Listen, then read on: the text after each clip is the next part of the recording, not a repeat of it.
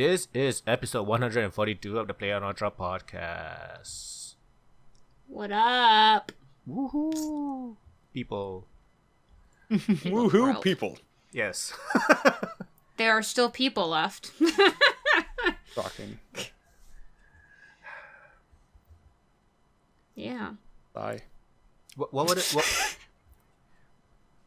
Heavy sigh. If there's a zombie apocalypse and there's a podcast, will the podcast be about how to survive, or will the podcast be about how to not kill yourself? Because there's no hope left.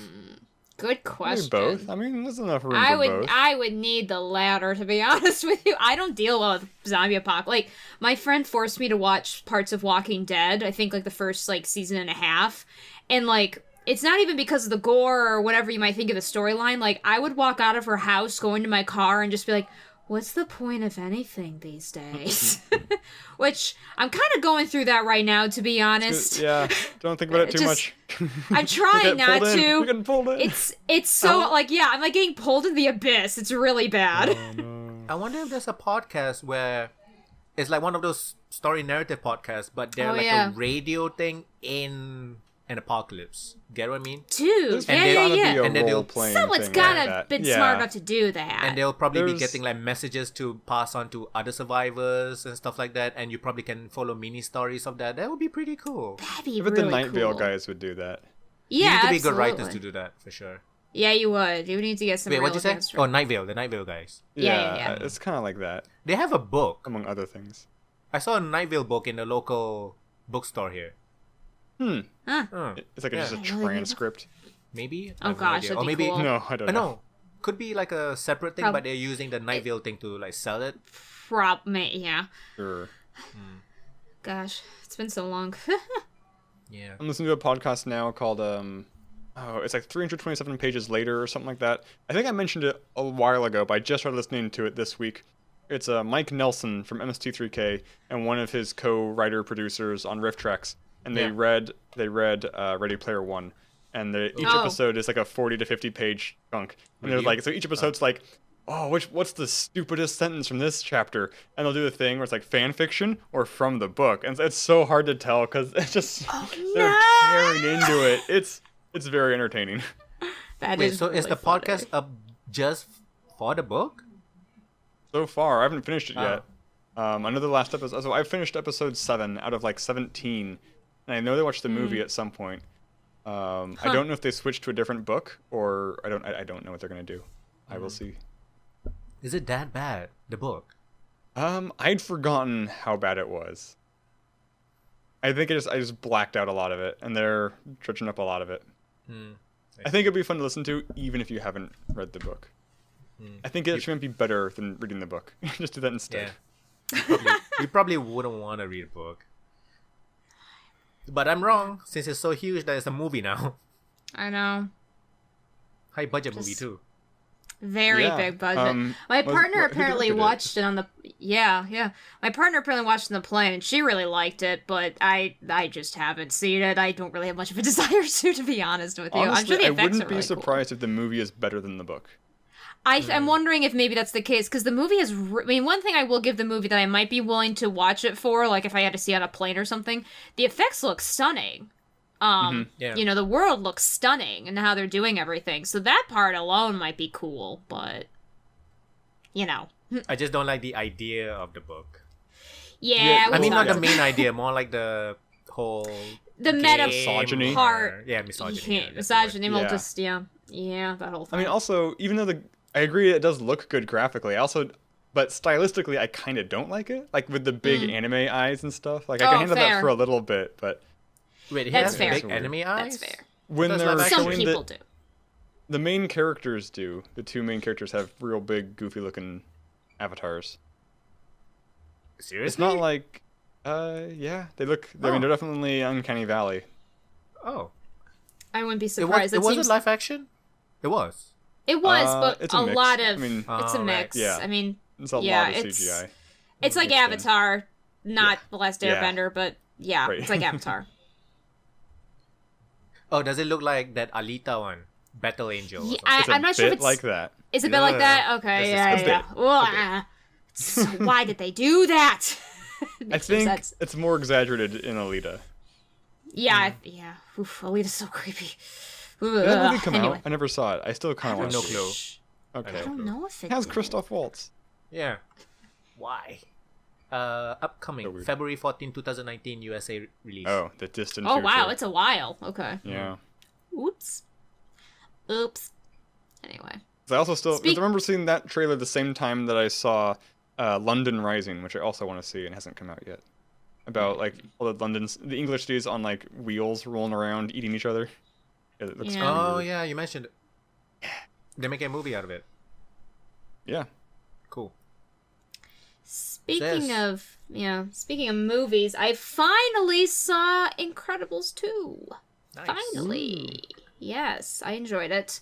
I will say there was a huge hullabaloo about the like scene that was going to cause like seizures in people. Yeah. The And flashing I have to strobe be light. honest, I didn't actually realize that was the scene at first. Like I'm sure it caused problems, but I was like, I know I've seen worse in a kids movie, to be honest with you. I was kind of any episode of Pokemon or DBZ. Right? Yeah, I think that's what I was like, oh, because, and literally, I didn't even notice it until my partner leaned over and was like, oh, I think that's the seizure scene. I was like, oh, I guess you're right, it would be. I don't know. I'm not saying, I'm just wondering if it's one of those things that, like, one person had a problem with it, and then Yeah. all of a sudden became this weird, like, epic news, because I did not do any research as far as, like, the epidemic of it. But So what you're saying is, you're not saying people in the cinema, like the whole cinema going into seizure or something. No, I mean, so it was just very strange. So, like, I and again, never heard I'm of not... this. I did not So know yeah, this I was a don't thing. mean to sound ableist or anything, but here's the thing. In my social circle on Facebook, when this movie came out, there was this huge news spread of how, like, there was a major scene that, like, very major, like, seizure-inducing scene that lasts for, like, a couple of minutes, and supposedly somebody had a seizure that normally wouldn't or something like that, and so there's this huge news about being like, Incredibles 2 is great, but they didn't, post any warning about this scene. How dare they, kind of thing. And lots of my friends were like, yeah, that scene was crazy. I can't believe they did that. And okay, this is gonna sound really mean, but it's like, I know a lot of movies that do worse scenes like that. Like, it wasn't as flashy or as bad as I thought it would be, and the only thing I have to say is, like, I think like every movie has to come with some kind of warning. I mean, every single video game does. So, at least if you open every game like you need a specific combination or something, do you? Seizures are so complicated, like, Right. it's super everyone's super different and complicated, and the kind that's caused by flashing lights is a very small percent. It's not even, like, the major or even the most dangerous type. I mean, most people that I know have seizures, like, there's no discernible cause. It just happens. I actually don't think I know anybody whose seizures are caused by flashing lights, I have to be honest with you. I've heard So of I don't... it like a flashing light, but instead of light, it's noise. I know a guy who, like, repeated, like sounds will give him a seizure. Okay. Yeah. So, so it's just, I don't know. It was just weird. Like, again, I'm not trying to be ableist here, but it was just a weird message that was spread through all my friends, this huge warning. And so I was like, oh, how bad is it? And, like, it's flashy, but, like, I usually could maybe get a little bit of a migraine from those. And it was not, my partner's very sensitive to, like, things like that. And, again, I'm not saying, like, oh gosh, it wasn't that bad, but I'm just wondering if it was one of those things that really blew out of proportion, So that was just kind of weird. But I don't know. I don't know the full story. All I know is, like, everything I read about it was just Tumblr articles, no actual news articles. So, but otherwise, I like the movie a lot. My only gripe really is, and I guess spoiler alert, is the bad guy is a non-super again, which I thought was a kind of a weird choice. But otherwise, like, as far as the dynamic with all the characters and the family story behind it, I thought they did quite a good job with it. They could have tread on dangerous territory, and they did it very nice. So I was happy with it. Nice. Yeah. And tomorrow, although I don't know when this is going up, so I will have already seen it, I will be seeing Venom with some friends. So we'll see how that goes. But back on Incredibles 2 real quick. That raccoon scene is the best thing from either Incredibles. That's true. Okay, my only gripe is, to me, what's better is anything with Edna in it. Yeah. Anything with Edna is the best.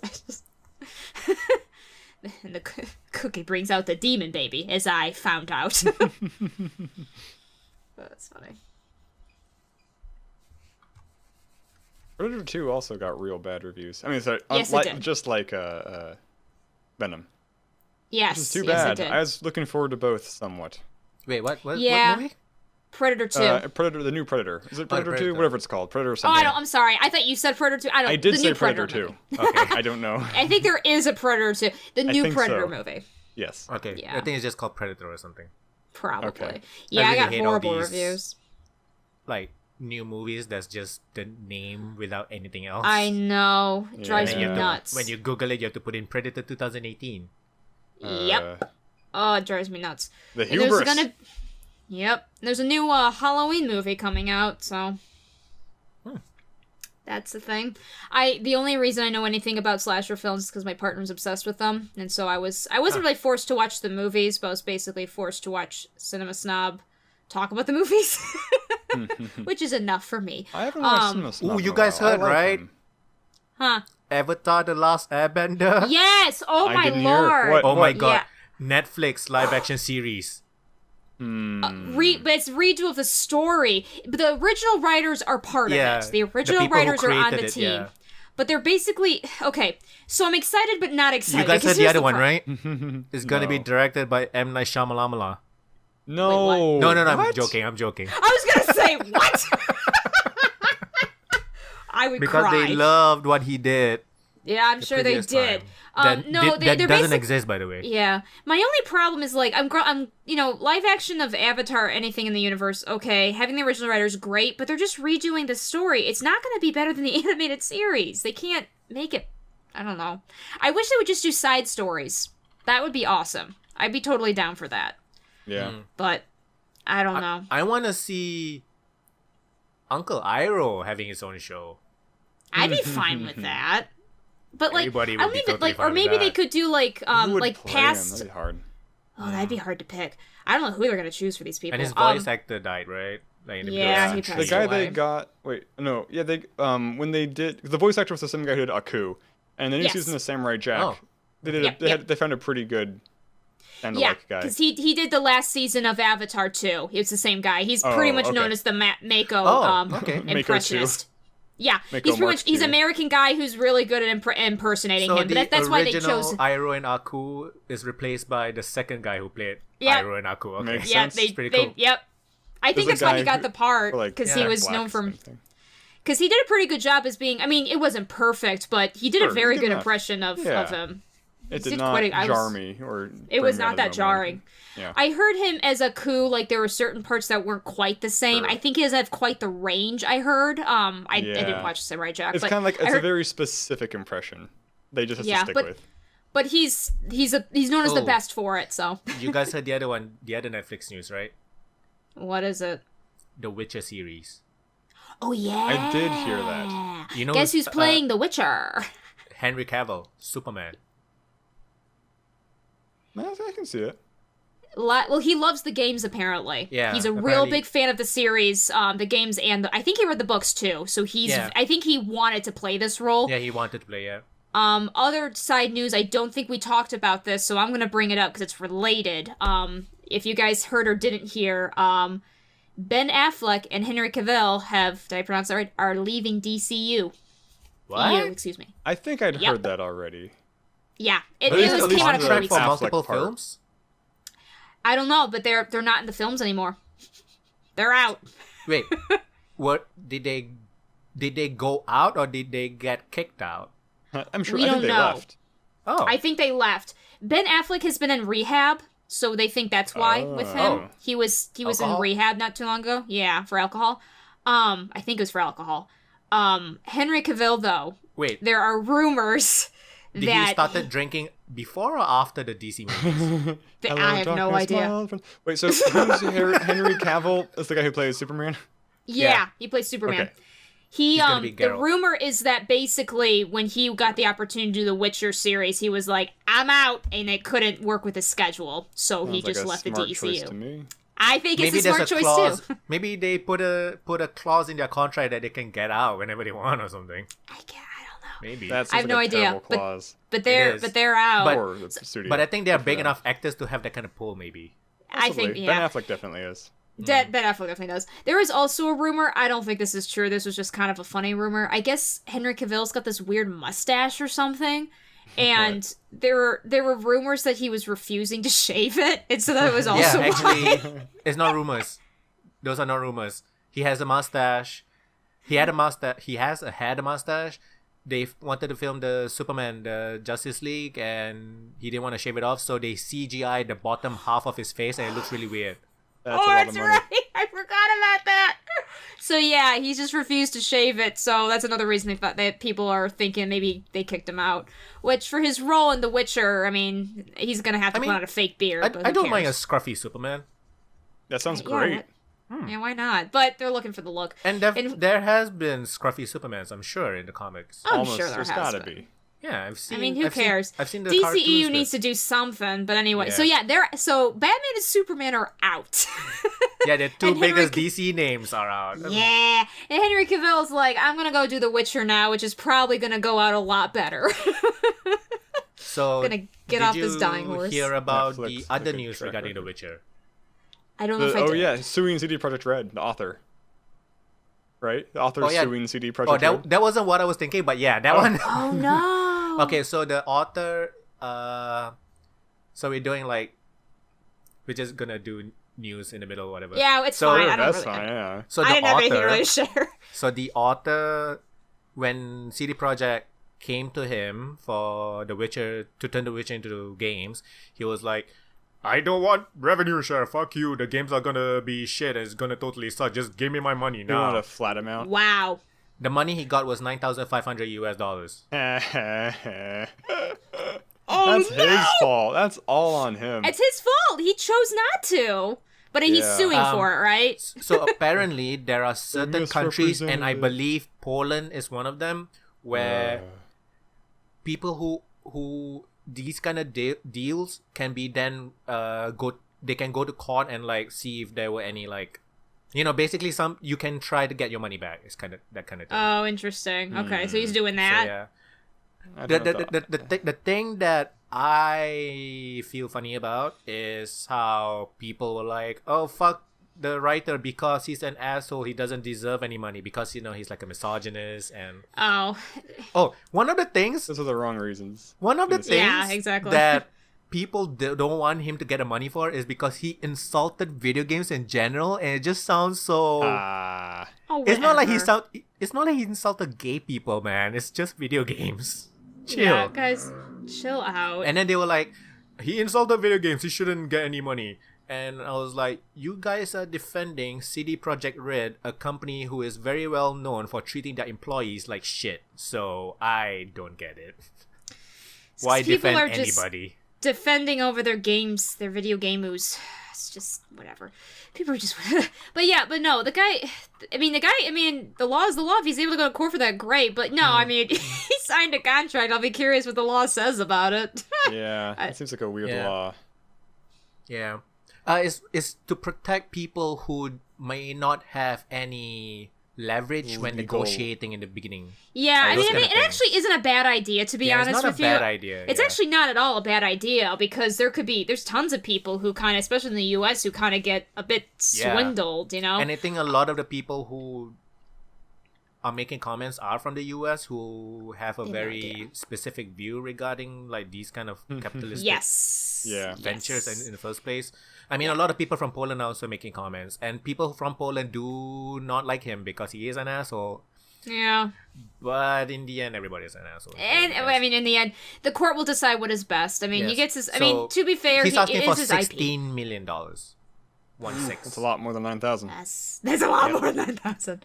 So Yeah, it's funny how your views change about video games or Yeah, anything, really, once money's he involved. admitted in the latest interview statement saying, I was an idiot to say video games was bad. Okay, hey, at least you learned.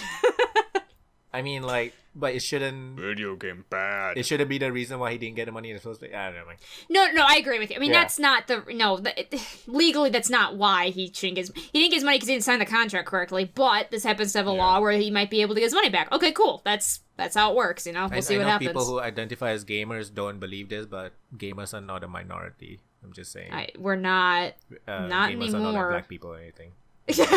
We're not. The other Witcher thing that I was talking about actually is about the Netflix one. So the leading writer of this is a lady which I cannot remember the name of because she's a female who wants to remember the names. So, no. So I think she's also like part of the casting decisions, right? So they put up a one of those like casting ad on a website in New York or something, and they were asking for non-white people to play Ciri, which is the the girl who is obviously white in the Witcher series and books. So I understand the whole. I understand wanting to do the whole in an American context, but the thing is, the Polish have been fucked over for a very long time. They're not really white. They're the black people of Europe actually. That's true. If Top Gear's taught me anything, it's that they're kind of racist to Poles. They're very racist. They're like they're the very Irish. racist to Poles. They've been fucked over a lot. So I think I think they should be represented in this thing, but then people argued, but it's an American production. I mean, they're not going to cast Poles if they don't. I mean, anyway, even if they cast white guys, it's probably not going to be. It's like an Australian. Yeah, that's the thing. That's the unfortunate reality of it. I don't really agree with the casting thing. Yeah, it's interesting that they target someone by race. Not just what I thought. That's what I find interesting. I mean, it's weird because you want to. On the one hand, it's like. You got the one hand where it's like purity of the story, another hand of like representation of, does it really matter what the color of her skin is? But I will say it is kind of strange that they just target like non-white instead of it being like in the back of their minds. Story. I don't think it's even.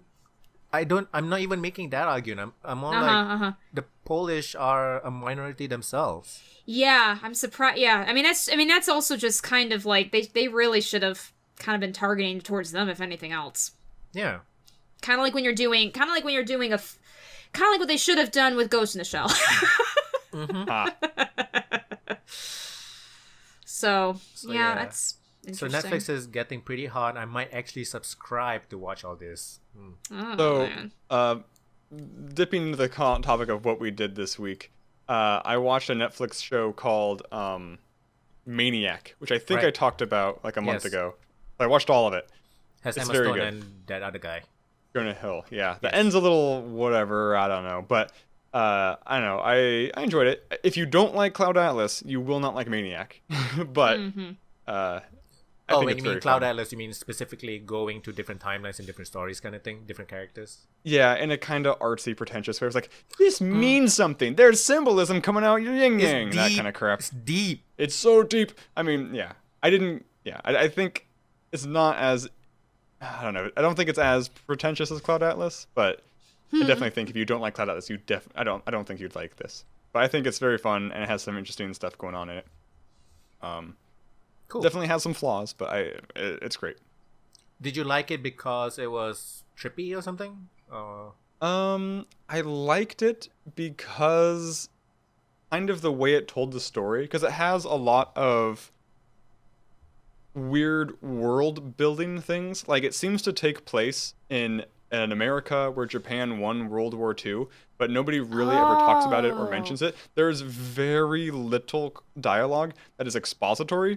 It's all like a lot of things are just shown to you, not really told to you, and then in a really good way. Not like, oh, hey, how's your sister doing? I heard she's depressed. It's been a long time since we've seen each other. You're my student. There's none of that. It's all just like you just kind of look at people interacting, like, oh, okay, I think I figured out what's going on here. And it's stimulating and engaging. My father may have watched that. I'm thinking of a different show, but is it like a Man in the High Castle? Is what you're thinking of, maybe? I am thinking of that one. It's very similar. Is that good? It's okay. It's time travel. My dad liked it. Dimensional travel, right? Maniac is Man in the High Castle. I guess has a little bit of it too, because there's like That's why I understood from the description.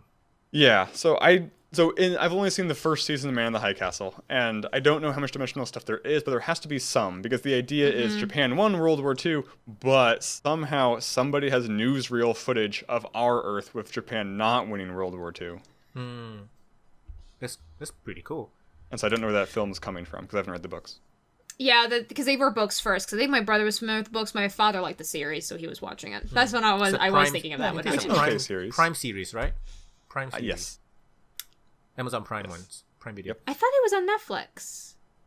Oh, I thought it was Amazon Prime. But I don't know. My father could have watched either, I guess. I just know he knows how to use Netflix. I didn't know he knew how to use Amazon Prime.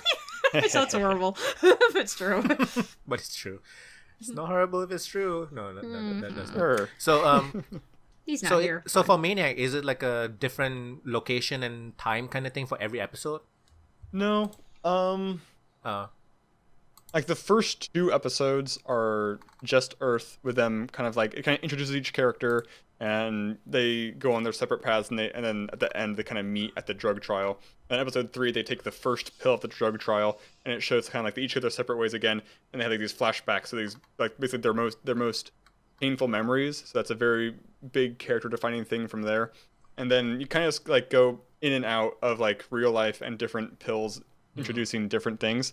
And after the first pill, they start showing up in each other's like experiences. So there's like one where they're like a married couple in the South in like the 70s maybe.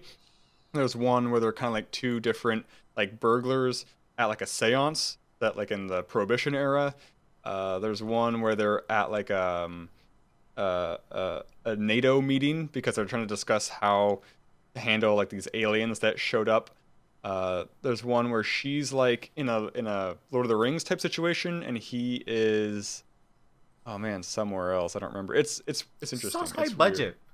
Like, it's very high budget. Yeah. Oh, cool. Do you think Cloud Atlas will work better as a TV show? More time to develop things. I don't know. I don't know what makes Cloud Atlas work. I don't. I don't know. I'd have to rewatch Cloud Atlas. I only saw it the one time in theaters, and so I remember liking it, but I don't remember. I don't know if I like think it's good or if I just liked it. You know, it's kind of that weird thing. So, what did you do, Fo?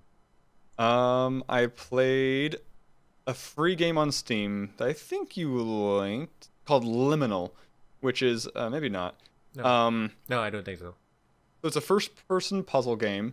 And it's kind of like Portal, but you don't have a gun that makes portals. There are just holes in the wall that are portals, and you have like a doorknob essentially that can turn them on and off. So you can only have 2 doors open at once, and they are always linked to each other. Essentially, okay. It's a little harder than that. But what makes it interesting? In Portal, if you go through a portal, you automatically right yourself, right? You automatically turn to be gravity. In this game, whichever direction you go through the portal in, whatever direction is down to you stays down. That's interesting. So yeah, so I'm you'll finding be upside down on hard. the ceiling sometimes. Exactly, because like some of the they will fuck me up. Yeah, it's you can tell what's going to happen kind of by looking through the portal, but it makes it hard sometimes to figure out what order to do things in. It's tricky. It's very good for a free game. Which I'm liking that. Is there like a paid version or something, or is it just free? No, it's early access, and they've said it's always going to be free. That's interesting. Maybe it's like a school project or something. Yeah, I mean, it could be. It has that kind of look to it. It's not like the crispest thing ever, but I mean, it's really good for a free game, so it's pretty. I like it a lot. Cool. And I started playing a similar game called Quern Undying Thoughts, which is on my wish list for a while, and it was on sale, so I picked it up. Honestly, do you not get mentally tired from playing so many puzzle games? Like one I don't shot? play that many puzzle games. Seems like you play a lot. I mean, I do play a lot. I mean, I know adventure. I also play games, a lot of mindless games. I know that I know adventure games, point and click games, and puzzle games are not really alike, but it's kind of like it scratches the same itch for me, kind of. That's true. So there's different kinds. Like Liminal is a very linear puzzle game where it's like room with a puzzle, next room with a puzzle, next room with a puzzle. So the other game I'm playing is Quern, which is more like a point and click in that puzzles can link to each other like across the entire world. Because it's set on an island, so it's like, okay, if I you mean like solve this Miss puzzle over here, it's a lot like the Mr. Witness. Okay. So far, not as hard at all. Okay. But that's the kind of very, very similar setting. So and non-linear, that kind right? of thing. I guess. I mean, you have to do things in the right order, Order, but right, it's geographically non-linear. So it's like I'm gonna walk over here and see what I can do here, and then walk over here and see what I can do over here. So I've only played it for a little bit. The risk in games like that is always, how do you communicate to the player when they shouldn't attempt to solve a puzzle yet? It's like, how do they know like, if they putting need to barriers get there, another not item there. or another piece of information? Like how because you don't. It's like what game was I playing? Thimbleweed Park was a point-and-click adventure, which was very good, but I'd wasted multiple hours over the course of that game just trying to solve a puzzle and then giving up and finding out later on it's because I had to like get something from later on in the game that I couldn't have known yet, and just like, oh, that's really not fun, rewarding, and frustrating, and all that stuff. So that kind of sucked. I guess I think because the guy who made Thimbleweed Park made like really old school point and clicks, Yeah. like he's a legend or something. I think So- you're right. I think he probably like just wanted to do it Other that way than again. that, Thimbleweed Park was good. I mean, it's just a pitfall that these games sometimes have to have, and it sucks. It would have been Yeah. solved. It wouldn't have been solved. It would have been alleviated with a good fast travel system, which is a problem most point and clicks have. Yeah. but half the Oh, you guys time saw use the is- leaked video of the Harry Potter RPG, right? I saw of it. I didn't actually watch the video. It looks really cool. It It's did a look pretty freaking cool from the little bit I saw. you create your own character. You can. It's like an choose- open world game, right? Yeah, it looks like a third-person action open world game, and you fucking shoot Yeah. spells and stuff, and it looks Okay, really cool. I'm okay with this. And Yeah, it's super I mean- polished. It looks super Yeah, I'm Alright. surprised polished. how good it looked. Who's Yeah. making it? Nobody knows that because leaked, and then Warner Brothers brought it down. I'm pretty sure leak means marketing. So, yeah. Oh yeah, Yeah, yeah. absolutely. They must have gotten a third party indie game or something like that. Yeah, because the video that was leaked Which means was it'll probably be somebody good. using their phone or something to capture using the camera to video footage the screen.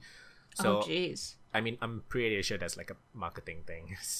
No leaks are actual leaks these days. Oh yeah, Seems absolutely. like it. Yeah. So I'm assuming there's like a convention or something coming up, maybe that they're gonna announce it in. maybe. Some Dragon kind Con or of big something. thing. Yeah. Looks really cool. So yeah, that was cool. Similar, like not a leak. This is a deliberate thing, not an accidental leak. I saw apparently Marvel Studios has commissioned a Dark Avengers script, which is Dark Avengers and the comic books followed the Civil War, and it's kind of like a bunch of bad guys masquerading as superheroes to be the Avengers. So like you have Norman Osborn, the Green Goblin, Yeah. is wearing he stole or found like an old Iron Man suit. So he got that and he painted it in stars and stripes. So he's like the Iron Patriot. Oh yeah. You have Wolverine's son Daken as running around dressed like Wolverine. Bullseye is dressed like Hawkeye. Venom's pretending to be Spider-Man. Ares is kinda pretending to be Thor. And then you got a few other people like I don't think Ms. Marvel. I can't remember who's supposed to be Ms. Marvel. Captain Marvel on it. I don't remember who it is. Huh. But yeah. I mean, I don't even. Is I this don't a know who'd be in real the movie. thing? It's not like a fan parody thing. It's it's cool because the culmination of it is Iron Patriot leading all of Shield, attack on Asgard, which I guess Asgard doesn't exist anymore. So I don't know what the movie's gonna do, but it was a really cool time. The period movie's in gonna the be like comic a books. Suicide Squad thing, maybe. I don't know. Maybe. I don't know. Oh gosh, if Marvel does Suicide Squad right, there is no hope left for DC. I mean, they kind of already did with.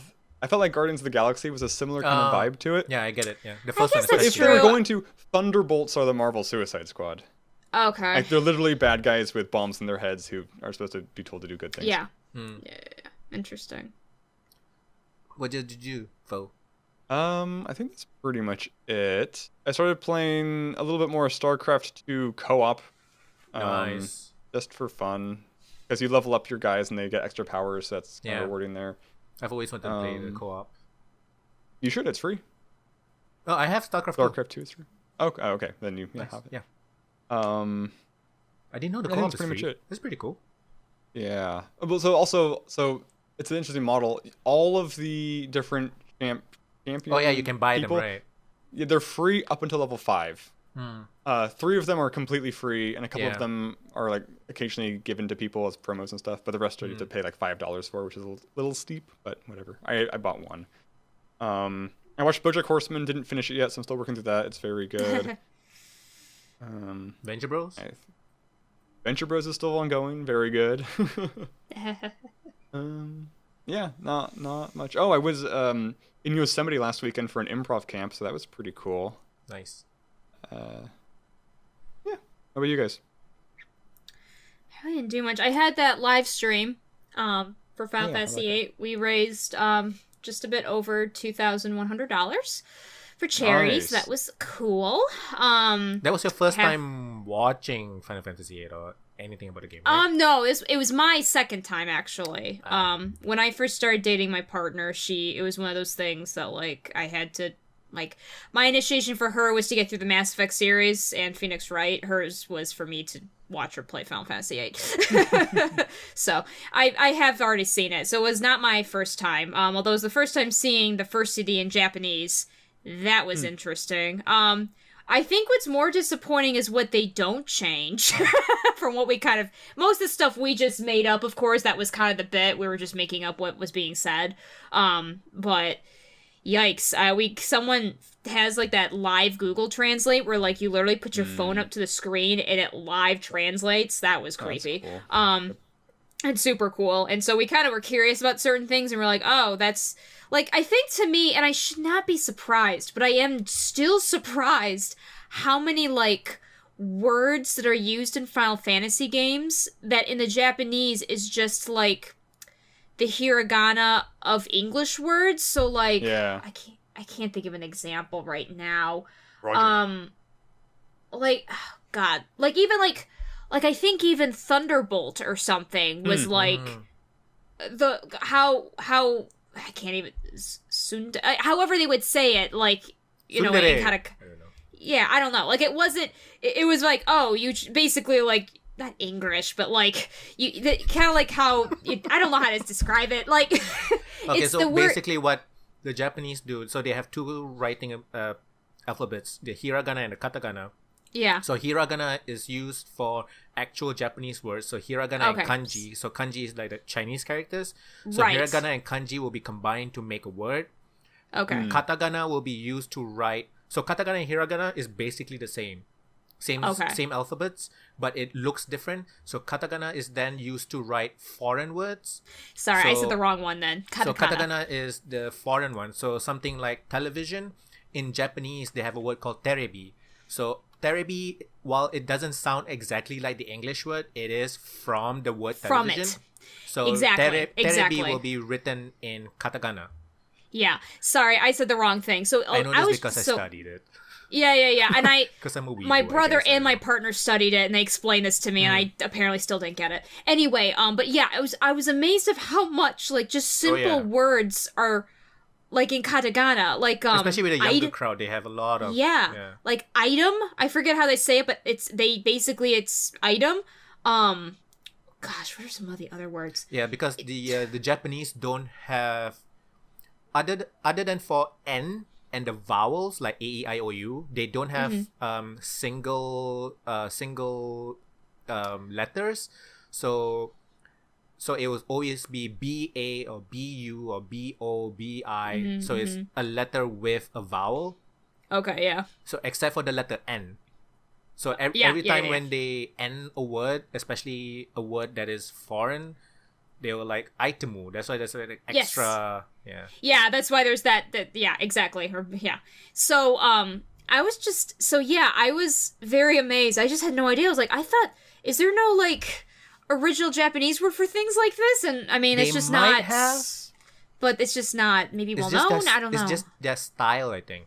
Yeah. And maybe because of them being influenced quite heavily by Americans, maybe after the war. Yeah. Maybe I have no idea. That would make sense though.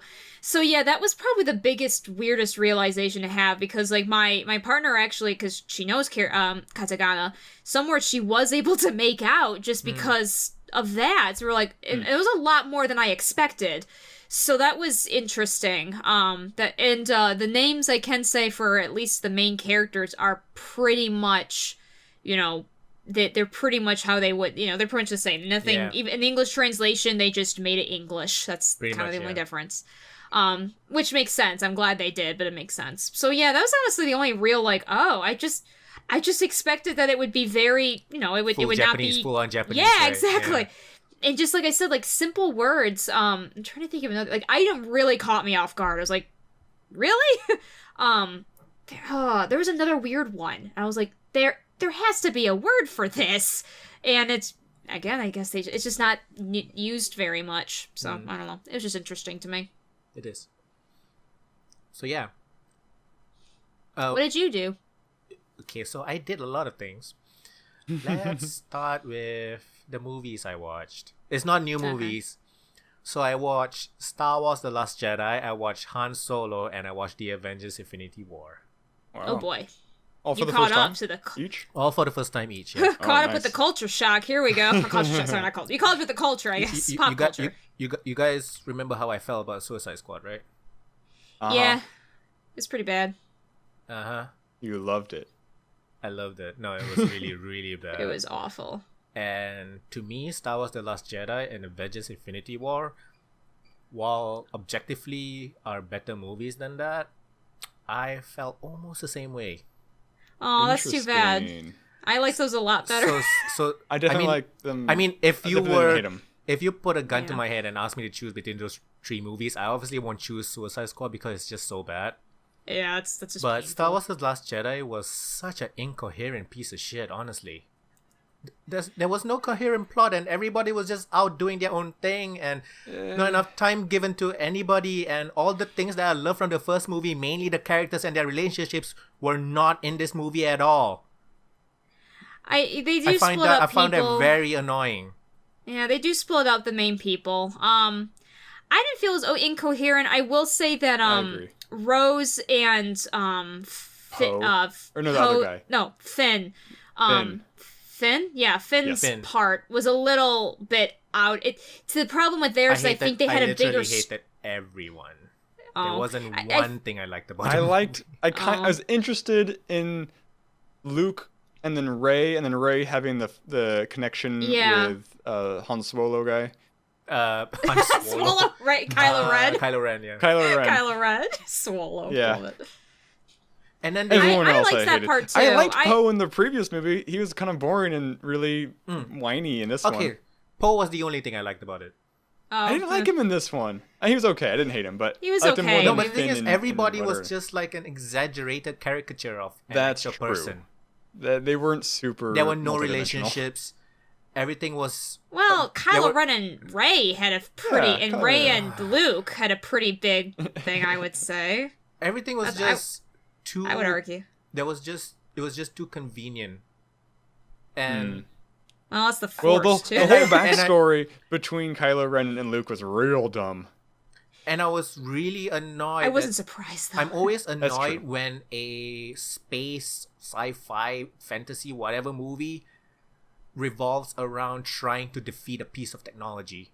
I'm always annoyed with that. I'm okay with the first Death Star, and that's it.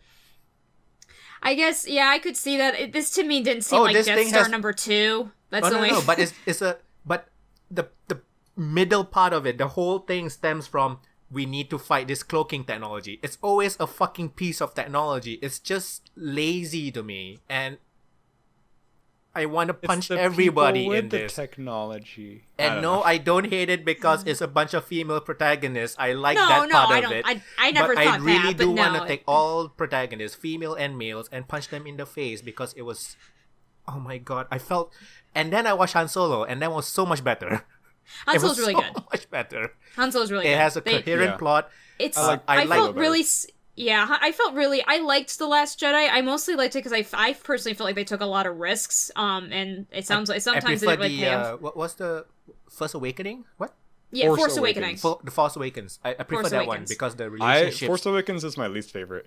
I know you. Of- I of like the them four. both. out of the four. Although it's Oh, really new hard four. to. New It's four. hard to displease me though. I will say I think of the 4 we have right now. I mean, Rogue One is probably like The Force strongest. Awakens was I also agree with lazy because it's basically Death Star 3.0, right?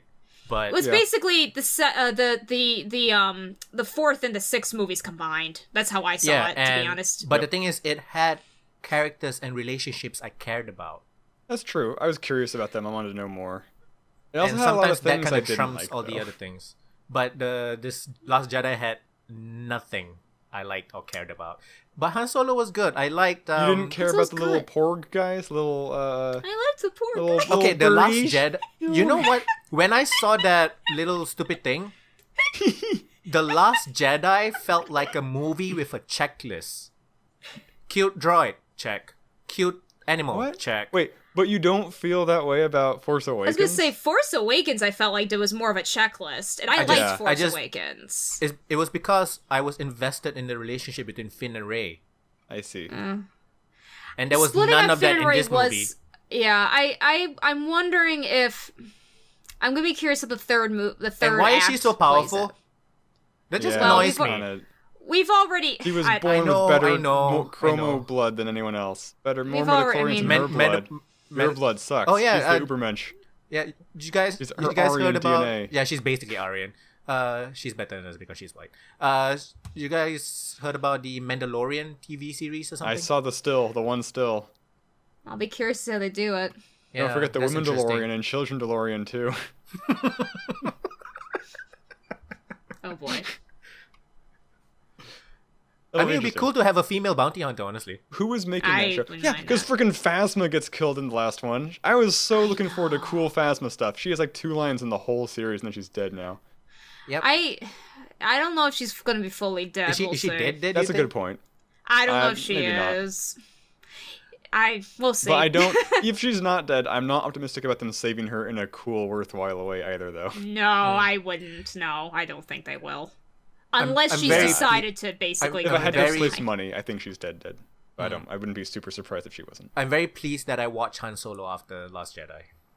It's kind of like That's a saving fair. grace kind of thing. That's a good order to do it. I think it felt That's like fair. a good. So It yeah. felt like a coherent plot, and I did like the characters. I liked Childish Gambino. I liked Woody Harrelson in Yeah. it. They all did great. I will admit That Han Solo us- guy still reminds me of that Saturday Night Live actor, so I can't really take him seriously. Karen I mean, Killam? it's Han Solo. Um, Are you supposed to? The guy who has a movie with LeBron James. I can't. LeBron James. I don't know what movie. that is. don't SNL know. actor, movie, LeBron James. I mean, so Han Solo does do some dumb stuff, like making his name after like some random bureaucrat who named him a name. Yeah, I know, but Trainwreck. The movie is called Oh, Trainwreck. Bill Hader. You think that's like Bill Hader? He looks kind of like him, honestly. I can see it, I guess. But, there's the coolest thing in Solo is like that friggin' the opening scene where he's like, I'm gonna join the Imperials, and just cuts to like World War II, where like Yeah. AT-ST is getting dropped off, like, and it's like, poof, oh, like, oh man, I want the whole That movie was to a be great- that. what a Honestly, great I cut. really love when they go super gritty with the Star Wars. Yeah, universe. exactly. They Rogue did One good did it. with that. Solo did it. Rogue One. The only thing Solo lacked was a good spaceship scene. Yeah, that's true. Outright- One They thing had I that also little a monster thing, but tentacle that's it. thing. Yeah, Yeah. That was tentacle thing. dumb. Also, It looked one cool, thing but I it was dumb. one thing I was super happy about with Solo is I was like when I saw the first scene, where they're trying to escape. I was terrified that the whole story was going to be some like his girlfriend was going to do some sacrifice for him or something, and then he's going to be yeah, mourning her that would've death. sucked. I was so He's so happy they whiny. didn't go that route. I was so Yeah. happy. I'm eternally pleased with the route they went with her character and for Solo. I was extremely pleased with that decision. The only thing that kind of sucks is it's very obvious that they're setting up for Solo for a sequel, and it did Yeah. not do well enough in the box office, so I don't think it's Yeah. going to happen. And kinda also, sucks. like, to me, it felt like Solo, although he was the main protagonist, main character, but he was like part of something, part of a group, and he was like, Yeah. he was like our eyes into the thing. Did you love the droid? Oh, I love the droid.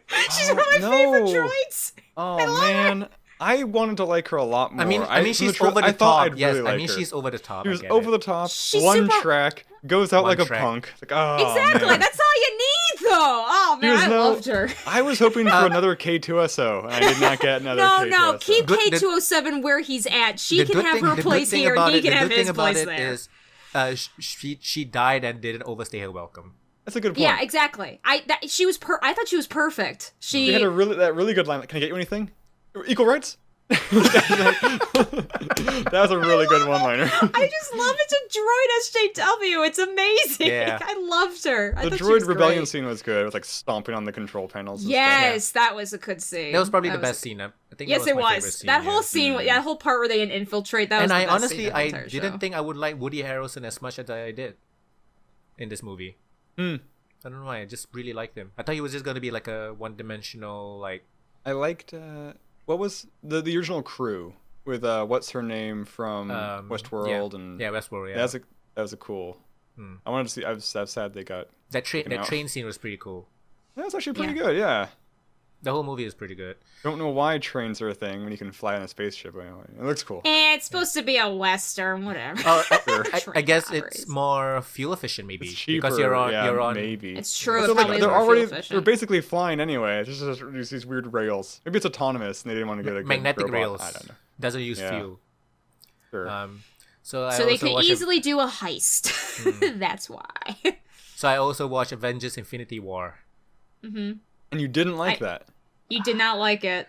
I thought it was more entertaining than The Last Jedi, but also the same thing. If I compare those two, I don't know which one I like better. But also, it had really annoying characters and really lazy writing. I get that it. That is true. The one thing that me and my partner got so pissed off about is why the fuck did they make all the women all go, no, I don't want to save the universe because I like my penis man. What scene are you referring to? So Pepper Potts calling Iron Man, come down here from that alien spaceship that's going to destroy all of life. Come down here now because you're my penis man. And then Scarlet Witch, son of a bitch, do you know that fucking Crystal is going to destroy the whole fucking universe? No, but I like my penis in the Android version. I don't.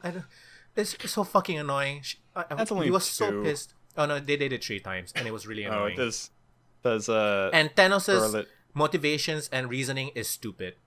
That's true. So the one thing with Thanos is like, here's actually what I hate. So I didn't actually totally dislike Thanos's whatever. I more disliked people's reaction to agreeing with him. Reaction to agreeing with him. They're just Thanos did edgy nothing viewers. Wrong. They're being like viewers edgy. being like, the edgy viewers. That's more because I don't actually mind that being his motivation. I don't mind the idea if he thinks he's in the right and we're like, no. Because especially since one thing I did like about the Avengers movie is one thing they did play out a lot of themes is anytime any of the Avengers tried to sacrifice somebody, it was for naught. And so I think that's going to become the theme in the next one, where the idea is like we don't have to sacrifice anybody. And so that's the only thing that kind of pissed me off was more of the fans' reaction to be like, well, was he wrong? It's like, good lord, people. Yeah, I guess that's true. Like the idea that he's a sympathetic character is just real weird. No, the thing is, absolutely. They were trying to go for it, and they did it so badly, and then the fans still decide that he is a sympathetic character. Means you're fucking dumb. Hard. That's I can agree with that. I can get behind that. I don't know. I guess for me, I don't mind like having. I guess to me, like I still felt enough. Like he's sympathetic, but he's still evil. Like I still was okay with that. And my partner made a point about it's either we all die or we become galactic faring species and decide to suck our resources from others. So in the end, it doesn't matter. No, I don't think it will, and I think that's kind of gonna also be the point. Like, I think Thanos' plan is. My question is, this is a whole big ass series, right? Like Avengers movies and all that. Yeah. So obviously, in this Avengers movie, not much time was given to the characters and all that, right? Because there's just so many things happening. Yeah. Do you criticize a film on its own or as a whole? Because character development can be done over a series, which wasn't much in this film because it was, it had too many things that have to happen. I think you can do it as a series, but you also have to look at the little things to see if they were worthwhile. Like, and oh my god, no, the thing is they wrote the characters like they're so fucking dumb. Like that, what's his name? Chris Pratt, Jurassic Park guy. Is real dumb. Oh no, yeah, he's the dummest. You're right. Star Wars. He Screw made that it, guy. yeah. No, number one. That they- was number one, they made, like, that was the cringiest part. Also, Number- we get to Star-Lord. tug Oh, yeah, that was his really bad. glove off. We gotta tug it off after they've shown them cutting arms off like it's no problem. It is no problem. That was what we were saying. Just cut his fucking arms off. Like, I'm okay. Like, the idea that, oh, they're heroes, they wouldn't deliberately cut someone's arm off. Like, okay, do whatever it takes, but I don't have to watch two superheroes go, at a glove for like 30 seconds in this pathetic manner. Yeah, that was a very cringy scene. That I will agree with. The But- scene leading up to that scene was the best scene in the whole movie, probably. That was like, you know, awesome. the Uber That was tag awesome. team attack. That was so Yeah, cool. that was awesome. Fight scene was awesome. Yeah.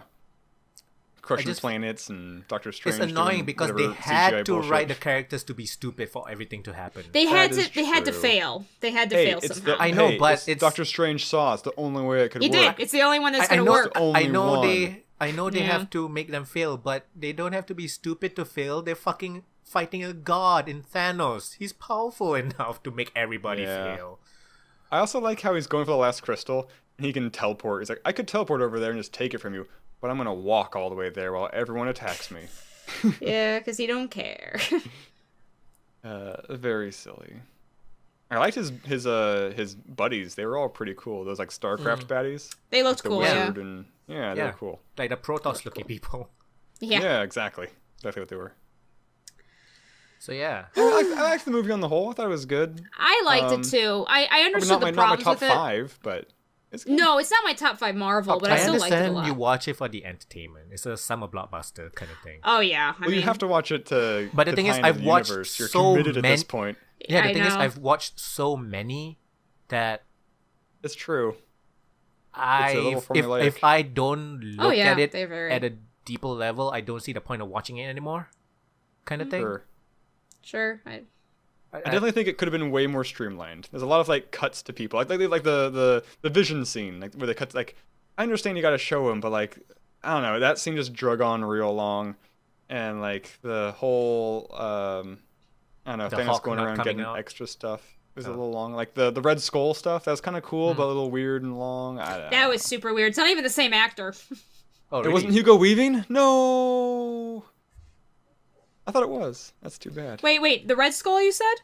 Yeah, he's played by Yeah, Hugo yeah. Weaving. Was that Hugo? Anyway, it's not the same actor. It That's was what I do Hugo know. Weaving. Okay.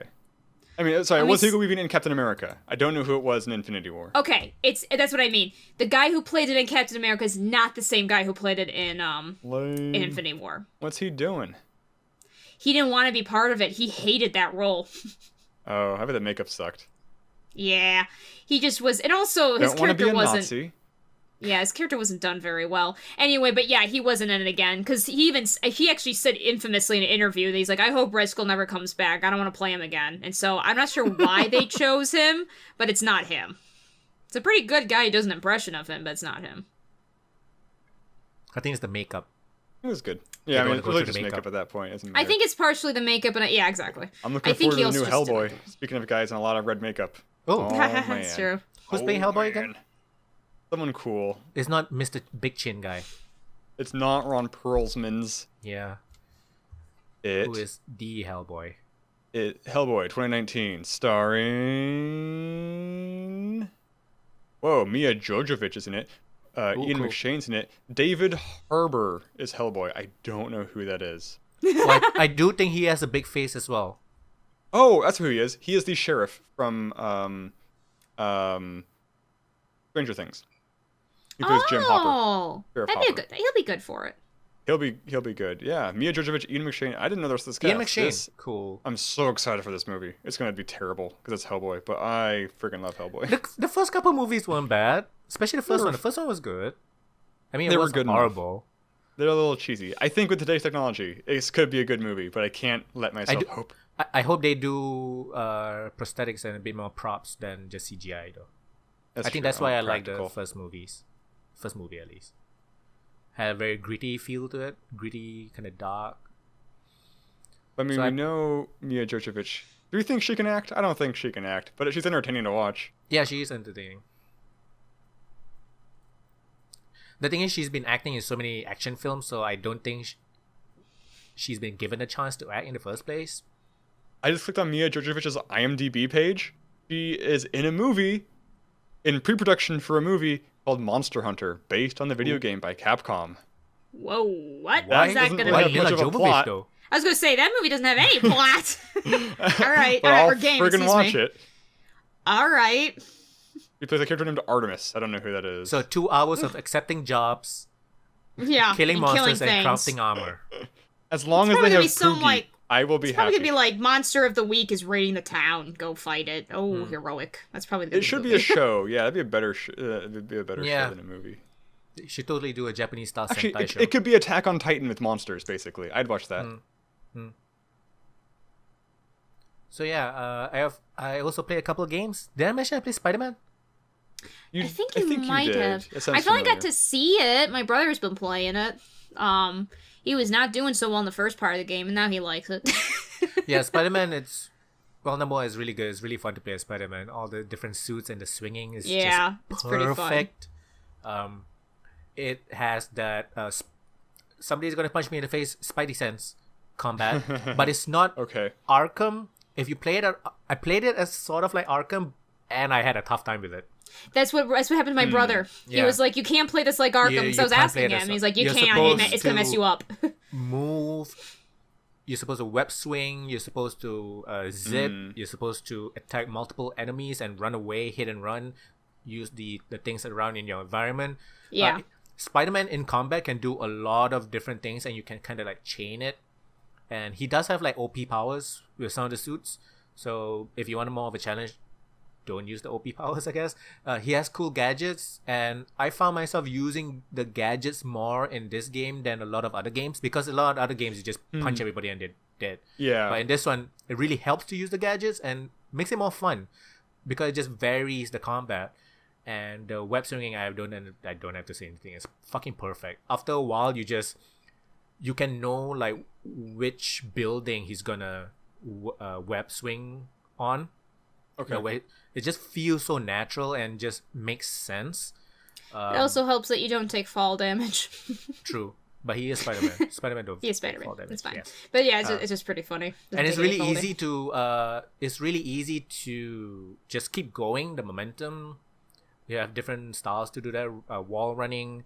You can swinging. Obviously, you can zip, and then you can do like a launch thing off of surfaces. Those are. Do you level up and buy moves like Arkham? You level up and buy moves. Yes, Yeah. you do that. There's like 3 trees or something. trees. Yeah, That's cool. yeah. I saw a funny GIF. It's I not guess you like can't. I guess you what? can't kill people like in Batman. So there's like a car on a civilian, and you're like, let's save the civilian. But he had some bad guys, and he webbed them to the car. And then when he freed the civilian, the car just tips over and crushes all the bad guys on the opposite side. They are super dead. Yeah, You just killed somebody. I webbed a bad guy onto a door, and that door was another portal for bad guys to come out of, and they blew up the door. I was like, he's dead. That's hilarious. Yeah, like he's Oh dead. no.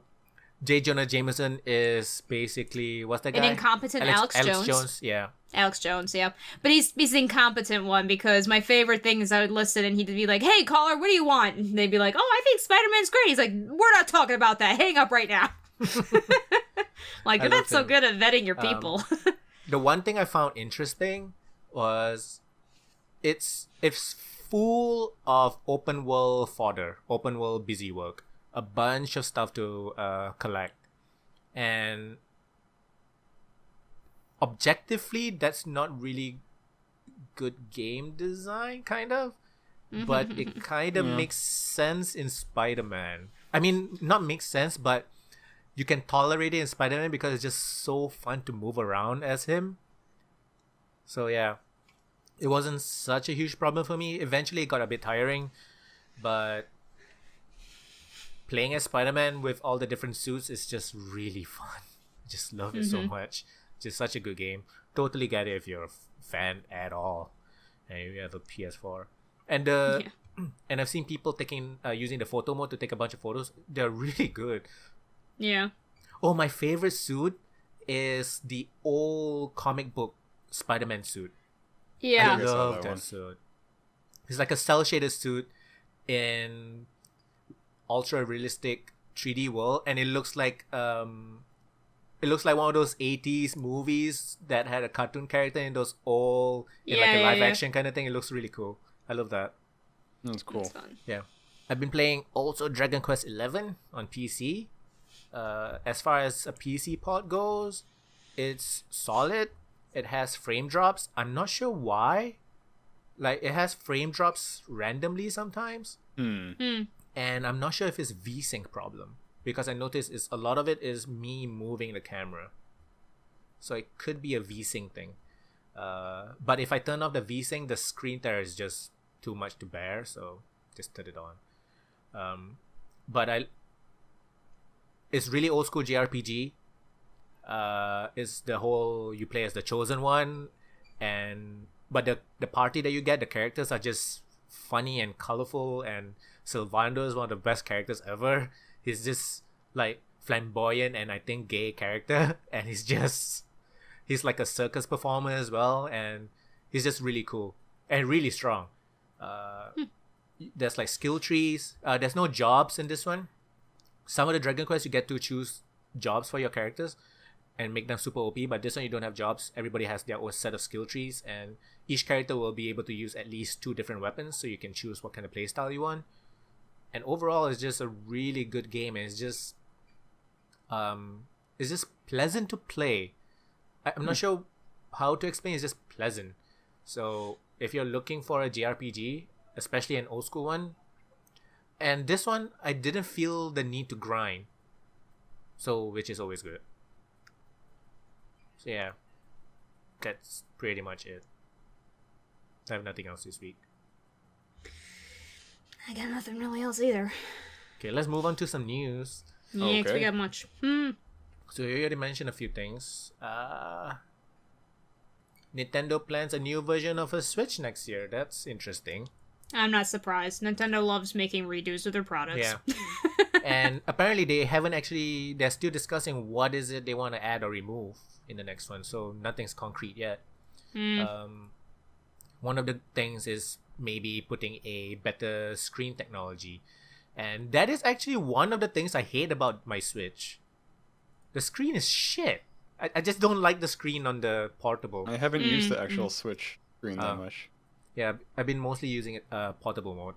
So I just really don't like the screen. Just feels like not very crisp and sharp and stuff. So that's probably one of the things. I'll be down for like a fully portable one, as in maybe slightly smaller with no Joy-Con detachable controllers. Cheaper maybe. Yeah, we'll see what they do. Nintendo has a thing for making improved second version of their products.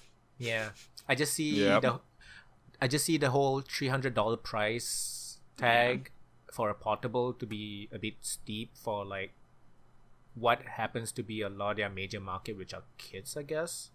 Yeah. Parents buying for their kids. Yeah. You ain't gonna buy a $300 handheld for like 2 of your kids. That ain't happening. You'd be surprised which ones do is the problem. That's actually one of the reasons why I was actually a pretty big fan of the 2DS being made. A lot of people our age were like, that's dumb. And I was like, no, it's actually smart and that's very probably smart. better. I barely played it with 3D on. Yeah, and also, I mean, for kids, like, it's just because our generation doesn't think about the kids. But, like, for kids, it's much better. You know, you don't have the 3D on, and it's also not, I heard it's better to hold. Yeah, it's better to hold, and, like, you also, the kids can't break it as easily. True. I've been very tempted to buy one to use with my kids that I work with, actually. I just don't know what games I put on there. But I've been tempted to buy one myself to use. Huh? Layton games. Maybe these are kids that may not be quite cognitively there, so I gotta see if I can find some simpler games. But yeah, Brain Age is like a simpler Layton game, I guess. Yeah, that's true. I'll have to take a look. They're good at action games, though. If there's any kind of like, literally, some of these kids play like Sonic on their tablets. Cool. Tablets? What the fuck? Yeah. How do people play Sonic on their tablets? I don't know. They're at where I work. I don't know what kind of tablets they are. They're a type of tablet. They have like the huge foam thing, so you can't break it. Right. The super thick foam thing around it. And yeah, like literally one kid, I'm like, you're just playing Sonic. It was his reward for the day. I was like, oh, okay. How do they get on there? And it looked like the old version of Sonic. So, an emulator? I don't know. Sarah, what's that Monster Hunter JRPG? You know, like that Pokemon one? On 3DS? For the DS? Yeah. There was a 3DS one where you play as like a monster tamer kind of thing, and then you can like, you know what Monster Hunter Stories is it? I don't know. I It's never like a played JRPG, is turn based. But yeah, they released it for phones, which is interesting. Oh, okay, that's cool. So yeah. So yeah, what else we got? Oh yeah, Telltale. Oh, Telltale. So what? I didn't actually do much research on this. Why did they go under? Or do we not know? Because they were bound to have gone under, actually. Oh, okay. So Telltale in, what was it, 2000 what? 13? 12? The first Walking Dead? Something like that, right? Yeah. Oh, okay. 12 or earlier, even. So before that, they've been already making games. They've made the Sam & Max series. I think they also make a Jurassic Park game. Yes. Those were And Back to the Future game, I think. Back to the Future games. Those were point and clicks. A bit more traditional point and clicks yeah. compared to the games they have now. I didn't realize that was them. Oh, okay. Oh, that was them, yeah. Those were Okay. their older games. So they have their before Walking Dead Season 1 and Yeah. then after Walking Dead Season 1. So okay. they were not really good games. They had a niche following because it was Sam & Max and Back to the Future and stuff. You know, IPs people like. I remember the niche. I never played that, but I remember it had a huge niche following. I did actually do play remember that. episode 1 and 2 of Sam & Max, I believe. Mm-hmm. And then the Walking Dead Season 1 happened.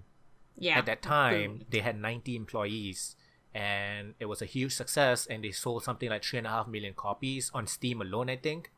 Not even counting consoles and all those stuff yet. I think also available for mobiles. So what happened was, they had a lot of problems that startup companies have when they are successful for like the first time. Grow real fast. They grow way too fast and they couldn't sustain themselves because they started hiring. Yeah. The two lead writers of Walking Dead Season 1 left. quit, like, right afterwards. So their top talent left because of... And if your video games are story-based, your writers are kind of your product. pretty Right. much. Yeah, I didn't they are realize they your quit. main talent, especially when you just use the same game engine for years. Oh, yeah. You're right. So they kept hiring. At one point last year, they had 400 employees. 400. So Those games. So people were like, "Oh, they went under because they saturated their own market."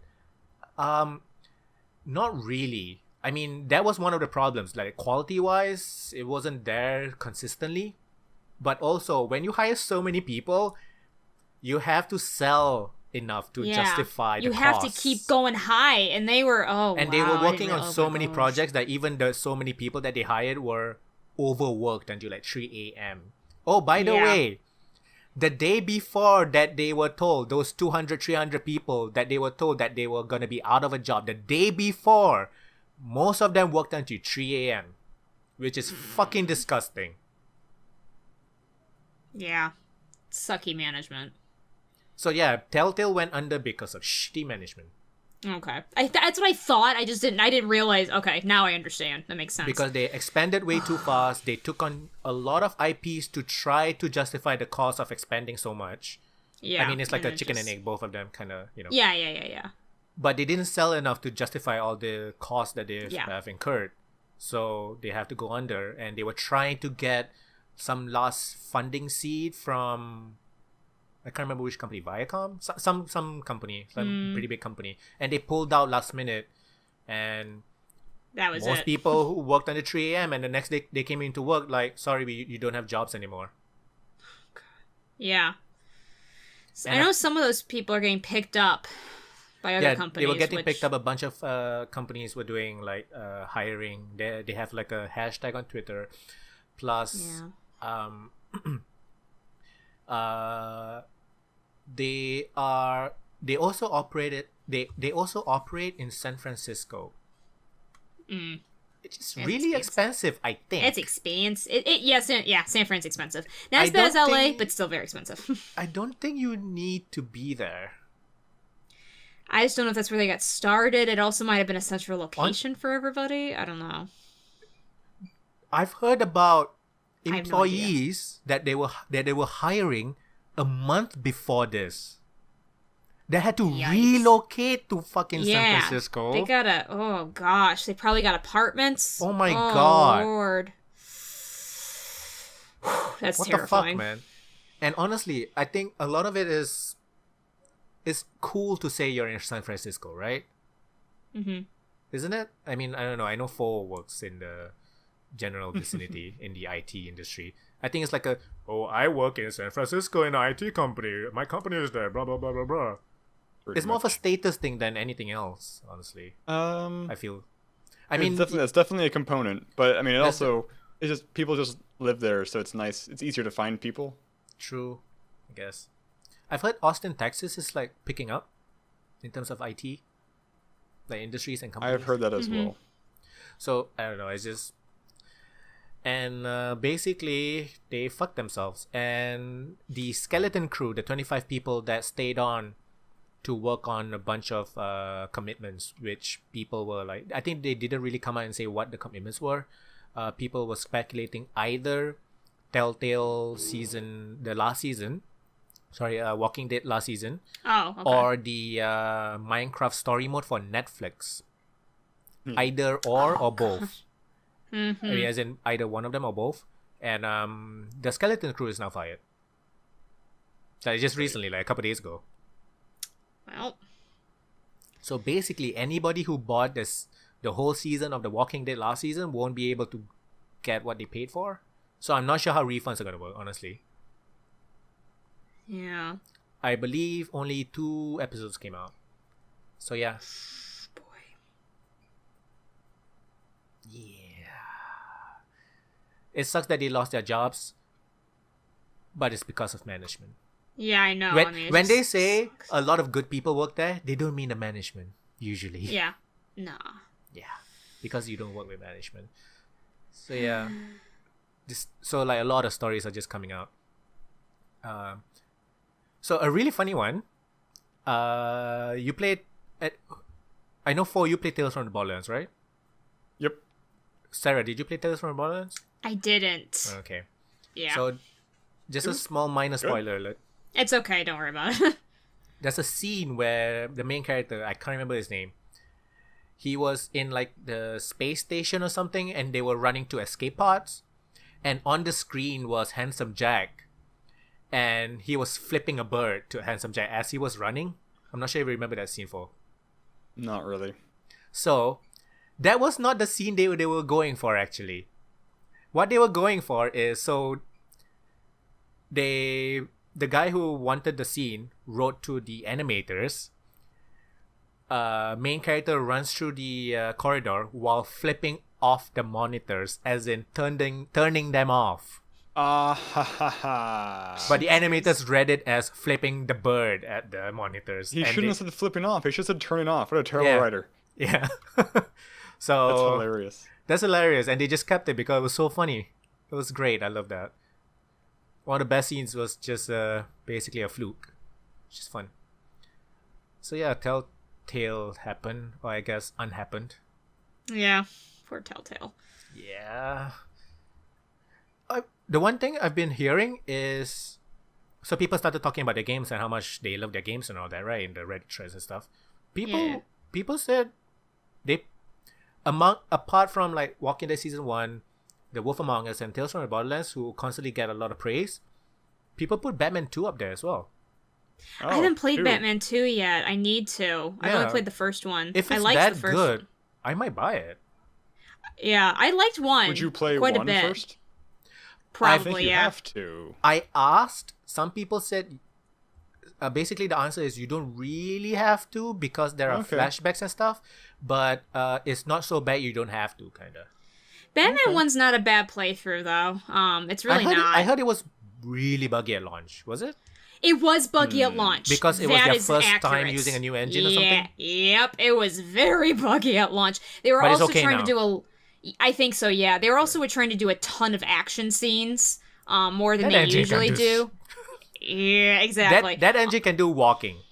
Right, and that was the problem. They were trying to do a bunch of action scenes, and they just could not take... Yeah, because my brother and I did a full Let's Play of it, and we were like, it's buggy. Oh, there it goes. We actually had literal technical difficulties when we first started streaming. We like couldn't... you can't capture the game or something? We couldn't capture it. Yeah, it was the weirdest thing, and we fixed it. Some games don't play friendly with the streaming stuff. Yeah, and so the other thing is, we don't anymore, but I used to use a different capture. Now I use OBS for everything, but I was using a different one at the time. I'm wondering if OBS would have worked better, but the one where you're using, which normally works, it didn't work. And we were like, what? So we had to do a workaround, which was fine. We had to capture the screen, basically, instead of the game. Monitor, yeah. And so it worked. But yeah, it was so buggy at launch. But it was a good game. I really enjoyed it. There's only like really, I mean, obviously Telltale does a lot of illusion of choice stuff. They kind of have to. Yeah.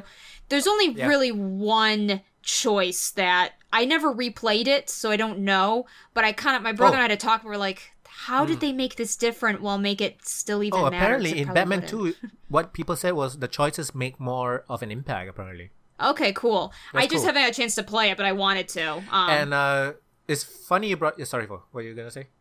Have either of you ever actually replayed a Telltale game? I've actually never played it again. Not myself. My brother has with Walking Dead. I've never replayed it, but I've watched like my ex. Yeah, okay. I kind of like. I would watch. Yeah, I've watched Let's Plays because I kind of like watching their reaction, like hee hee hee hee. Yeah, I'm gonna cry now. Exactly, but that's about It's just for me, it's not even because I don't want to. It's just I just don't replay games nowadays. I gotta be honest. Honestly, we don't really have time with the amount of games. That's the main issue. When I was a kid, I used to replay so much because money. Right? Yeah, totally. Yeah, it's true. So I guess kids would do it that don't have much money. So it's funny that you mentioned the decision thing, the whole illusion of choice kind of thing, because there was a thread on Reddit asking about why do game companies give you a choice without actually making it matter. And it wasn't about Telltale, it was about Dragon Quest. And I was like, that's funny. So I was reading it. So basically in Dragon Quest, there's this tradition where let's either a side quest or a main quest kind of thing. Let's go save this poor girl kind of thing. And you can say yes or no. But it's more of a joke. When you say no, your party member's like, you heartless bitch. Jesus Christ. That's a JRPG thing, though. So, yeah. It's like a funny thing. All the JRPGs have And I always say no first because I just want to see what little funny thing they say. Yeah. And you have to say yes. So that was what the commenter was pissed off about. But then I was like, but that's not the point. Yeah. The whole point it was a joke. It's not the same thing as the illusion of choice that, let's say, Telltale games do. No, it's not such a different thing. It's a very different thing. I feel like JRPGs just did it just to have interactivity of some kind, because old JRPGs were infamous for that kind of thing. I love that it's in there because it's just extra dialogue and a lot of times. I mean, how many? I never played Ocarina of Time, but that infamous scene where you can just say no to Zelda, and she's like, "Let's go do this," and you can just tell her no, and she's like, okay, we're gonna do this, right? Yeah. And you can't proceed till you press yes. Like, those things have never been, they're not, it's just it is kind of a weird interactivity thing. I didn't like when I was younger, but that's because I wanted choices and multiple endings. But, they don't. So, yeah. I mean, it's not illusion of choice. You can't see. You just gotta, look at it a bit deeper, man. That's all. You just gotta. It's not hard. It's not difficult, man. This ain't a visual novel, dude. It's not that deep. Yeah. They just. I don't know. They just. Science. Yeah. I will say it's almost. I would probably kind of prefer it if they instead do kind of an illusion of choice, more like a illusion of character choice, where they just have it like you can.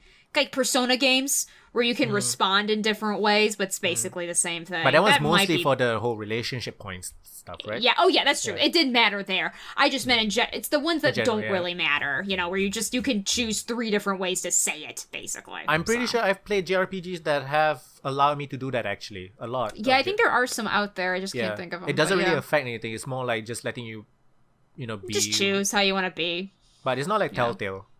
And honestly, I don't have much problem with Telltale. As long as the story and writing is good and characters are fine. So the thing about choice, and I don't want to get into too long of a rant about this, but so I get that sometimes Telltale does some illusion of choice better than others. I completely agree with that. But the thing that people don't really understand, like let me see if I can explain this.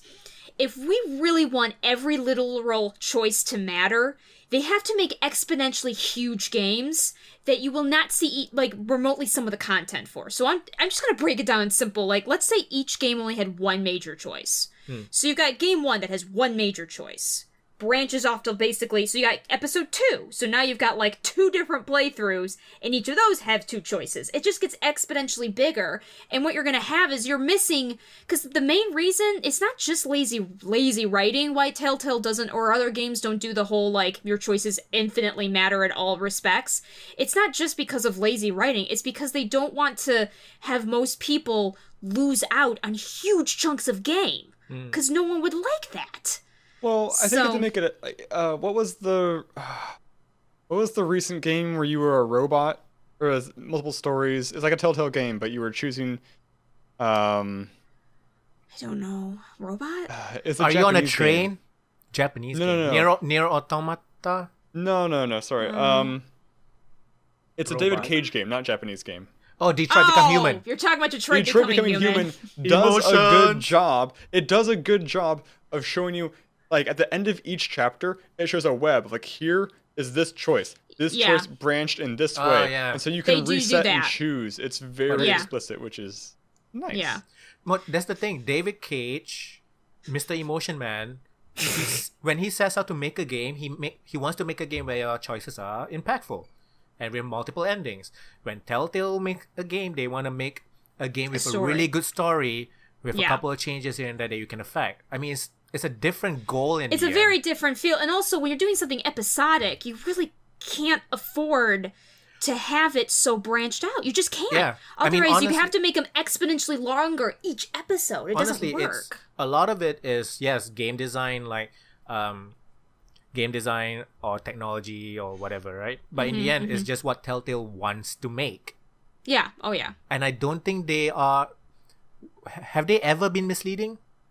I'm not sure. Honestly, I have no idea. I guess the only thing, some people would say that some of the choices they do don't seem to matter. I would argue against that, but I guess some people may feel like they don't matter as much as you think it might. But at the same time, it just, I don't know, they have a story they want to tell, and I think some choices do matter, but yeah, I don't know. I've never really felt completely misled. I mean, there are some choices, and especially in the first season of Walking Dead, I was like, okay, so it didn't matter which one I did, but at the same time, like, that was kind of the point. It didn't matter, you know? It was going to end up this way no matter what. It's just kind of, it's all about the feeling of it, you know? Yeah, but I think about, this is a huge... Telltale games a lot. Yeah, I do too. I think of the last choice, pretty much the last choice you have to make in season 1 Walking Dead. Do you make Clementine shoot you or not? It's the same thing. Like, nothing really happens as a result of whether she does or not. Yeah. But there's a huge emotional impact, and I think it really, a huge emotional impact, and it's definitely something that's interesting, So I didn't, feel like it didn't matter, but it certainly hurt, and I think that's what did matter. That emotion is what mattered. So, Support Telltale is, so there's also a class action lawsuit being, because where Telltale is incorporated, which is in California, you're supposed to give 60 days when you're gonna lay off something like over 100 or over 200 or something like that. Makes sense. Yeah, so there's basically like an act, and they might get in trouble. Yeah, well. The thing is, people are saying, if they don't have money, what's the point? That's actually what I was about to say. Like, if they don't have money, how are they gonna pay? Yeah, then what's the... So anyway. Then people were like, so if they declare bankruptcy, how high... If they win, how high do they go up on the totem pole of the whole debt collection? Are they ahead of the banks and those kind of stuff? Yeah. Yep. And the people are probably never going to see that money. Yeah. The whole Netflix Minecraft story thing is interesting. Is it like a game where you play with your remote on TV or something? I'm not quite sure. I've only heard parts of it. I'm kind of waiting to see more. Because they were supposed to make Telltale was supposed to make a Stranger Things one, and I think now they're looking for another developer to make it. Yeah. That would have been cool. That sucks. Actually, they've shown some early work. Looks pretty okay. Yeah. The Telltale ones, yeah. Yeah, that's too bad. They could have done a really good job with that one, I think. That would have been probably a good IP to work with, but oh well. Yeah. Also, with this kind of things, a lot of comments are pretty disgusting. So be careful. Yeah, just watch out, folks. The whole, people who are making these games are not people who don't have to eat and live and stuff. Right. Anyway. I wonder how far are we with robots making games? When will be the robot question. Hideo Kojima? Haha, that'd be amazing. Our lifetimes, I bet. I think David Cage already is a robot, so. That is why he wants to make games with emotions. He wants to know how it feels. And that's why he fails. He doesn't understand emotion. The only reason Detroit Become Human works is because he finally found a storyline where his stupid formula worked. And I will stand by that statement till the day I die. I've been meaning to play that one. My partner's being forced to play it because she lost a bet. So would you recommend it? You know what kind of games I like. Would you Detroit recommend Become it to me? Human? Yeah. Dude, I don't recommend anything David Cage, but you probably I think you would probably I think you'd like it though. I think you'd like it enough. I think you'd like it enough. I watched a full Let's Play. It seems okay. I think you would like it enough. I enjoyed Heavy Rain. Thought it was fun. Yeah, I think you'd like it enough because, like I said, the problem with David Cage, he just happened to have a story where his problems worked. Like, it worked within the context of the story. The fact that, honestly, his choices are kind of... It's very railroady what he does. You have freaking androids. The fact that, like, the voice acting is always stilted and not much of emotion. You have androids, all that kind of stuff. All he had to do was, like... set in Detroit or something? Yes. Okay. I think it is. Because... The one thing David Cage tried to do, which some people, I guess, liked, I was very worried about this when I saw the previews, but, like, it seemed like the whole android racism thing was kind of supposed to be like, hey, this is kind of like racism against African Americans. It's a little heavy-handed. Yeah, that's kind of what... heavy-handed. That's kind of what I heard, so that's the only thing that makes me a little... But it looks cool. The graphics look very good. That I will say. So yeah, I'll be forced to watch my partner play it, and again, I think it is the best David Cage game out there. Really? But I still stand by my statement that it only works because he finally found a game where his dumb formula worked. The only reason I'm passionate about hating David Cage is because I want to like him. I want to like his games. I mean, to be clear, Detroit Becoming Human has some very deep story flaws. It's just still a playable and enjoyable game. Oh, I thought you were absolutely. gonna say you don't like him because he might be a pedophile.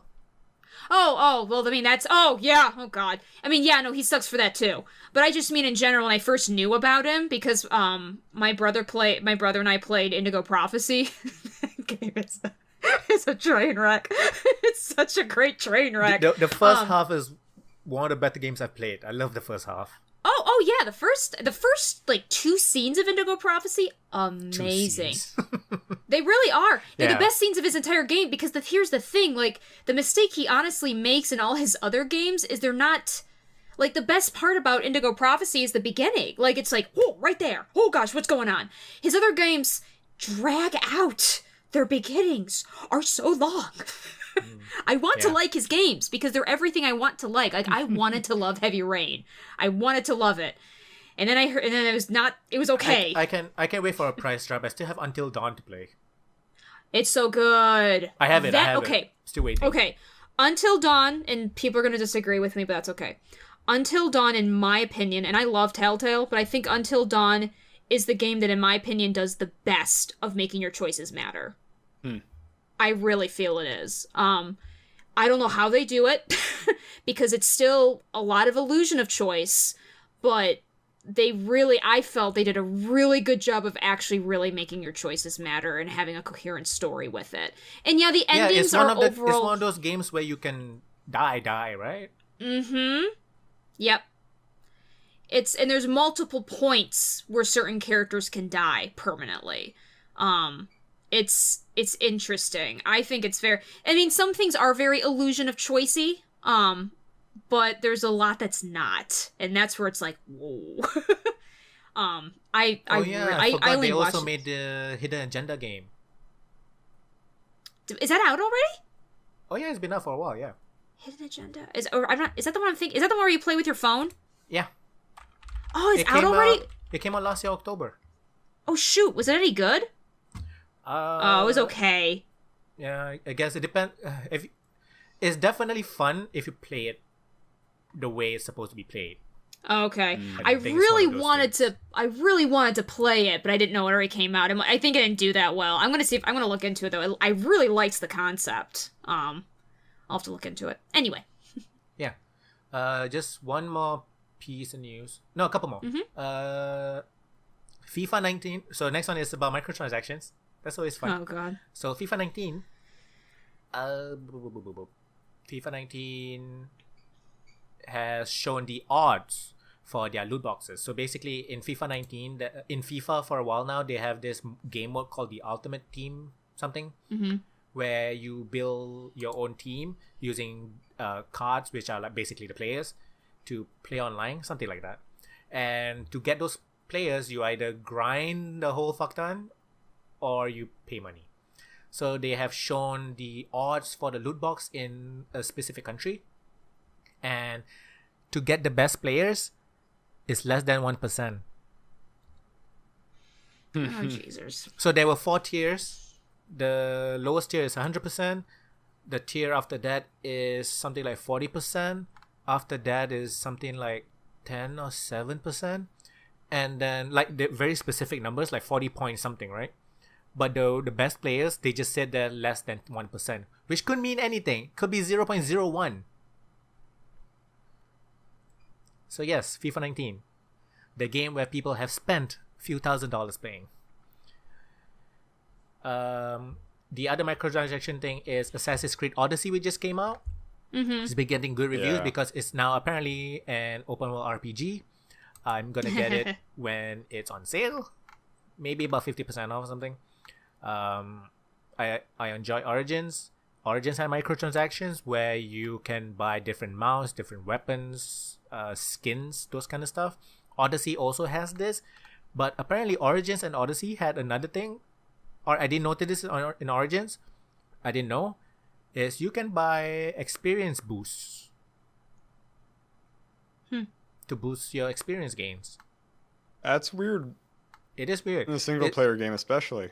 Yeah, a $60 one especially.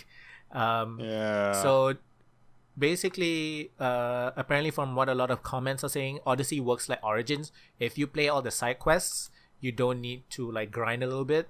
If you just play the main quest, you might have trouble, because fighting people above your level by 1 or 2 will be, you need skill, and anything more than that, like a couple of hits will kill you.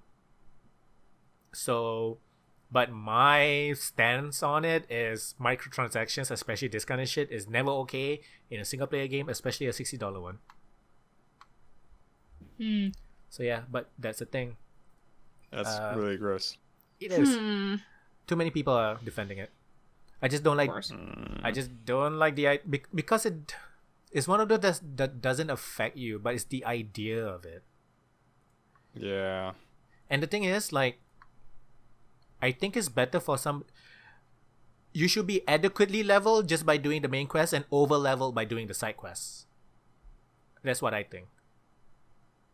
There's some wiggle room in that. Yeah. For me. Wiggle room, yeah. Because I guess if you want to play a big open world RPG, you're supposed to do some side quests. You're not supposed to just play linearly. It depends on the game. Like, some games are deliberately grind heavy and some aren't.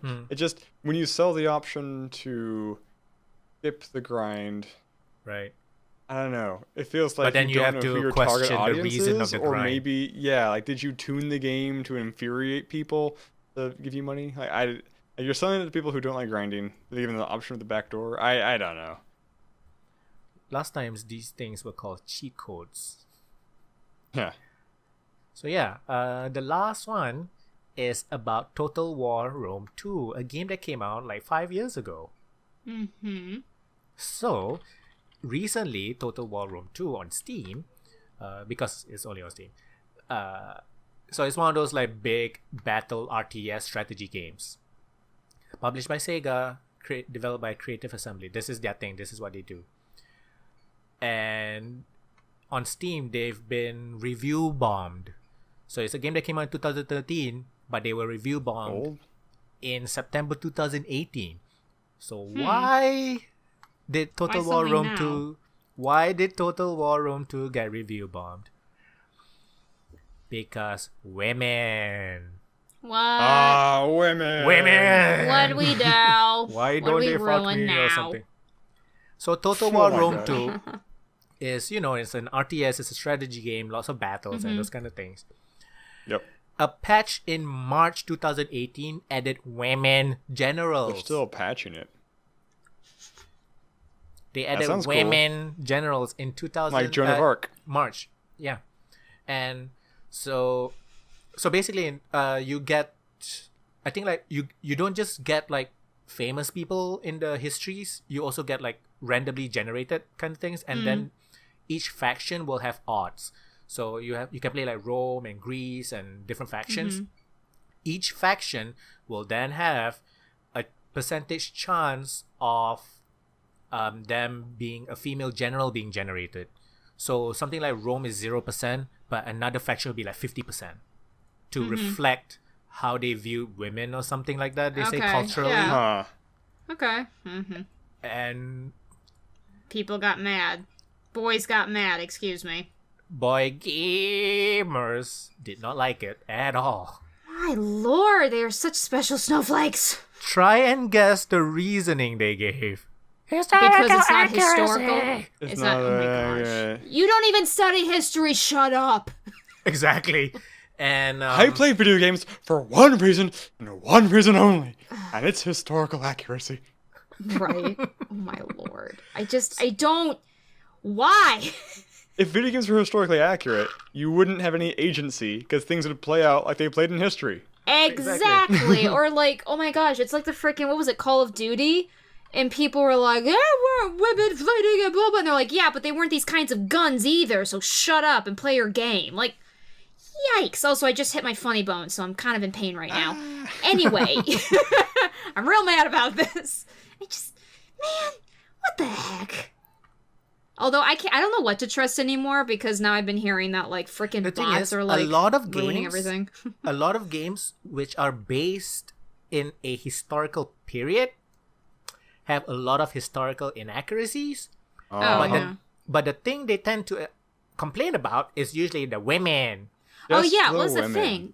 They All the always get women. mad about that. And like, Because it's because this is scientific fact, women did not exist until after 1960s. oh lordy. It's not just historically inaccurate, it's scientifically inaccurate. Jesus Christ. Oh god. All So right. yes, it's been review bombed to fucking shits on on Steam. People are And- weird. And so, my god.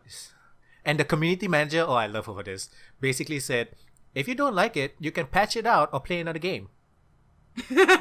I fucking love that. Nice. And people are like, gosh. oh my gosh, she's so rude.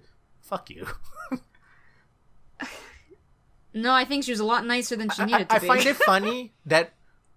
it funny that people can make racist and sexist remarks, but when they ask you if you don't like it, play another game, that's rude. Apparently, that one's rude. Yeah, apparently that's rude. Yeah, I know, right? Lordy. Well, And there's already a patriarchy mod or something to remove it or something like that. So, which is up to you. And the community manager actually said you can patch it out, mod it out Yeah. yourself, or just play another that's game. fine if you really want to. Gamer Yeah. boys are weird. And they say something like, okay, so female characters appear throughout the game. This is like the response from the developers. Female characters appear throughout the game between a 10 to 15% chance of appearing as recruitable generals for some of the playable factions.